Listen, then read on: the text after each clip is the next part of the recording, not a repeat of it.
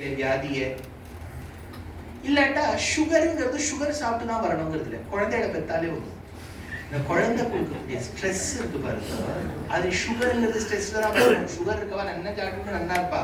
ஒரு பிள்ளைய தவமா இருந்து பெற்றுப்பா, அது படுத்துற பாட பார்த்தா அப்பா அது சுகர் வரும். 40-45 வந்தா you can still ascribe or give a reason for the diabetes. பிறந்த குழந்தைக்கு டயபிட்டிஸ். எனக்கு அப்பா அம்மா 2 பேரும் மேரத்தான் ஓடுறாங்க. இன்னைக்கு கூட ஒரு ஹாஃப் மாரத்தான் எல்லா இடத்துலையும் ஓடிருக்காங்க.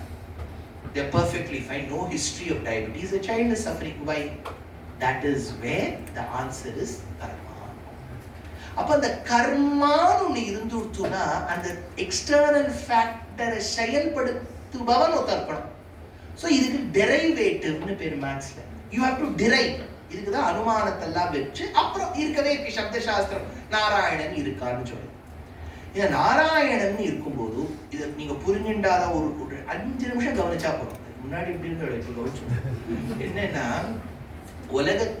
உலகத்துல சிருஷ்டி ஃபுல் கிரியேஷன்ல 2 கேட்டகரைஸ் பண்ணிக்கலாம். ஒண்ணு சேதனம்னு பேரு, இன்னொன்னு அச்சேதனம். இதெல்லாம் அச்சேதனம் தான். இதுக்கெல்லாம் ஞானம், இது ஞானத்துக்கு ஆசிரியமா இருக்காது. ஆனா நம்ம எல்லாம் ஞானத்துக்கு ஆசிரியமா இருக்கும். ஜீவாத்மாங்க ஞானத்துக்கு ஆசிரியம்.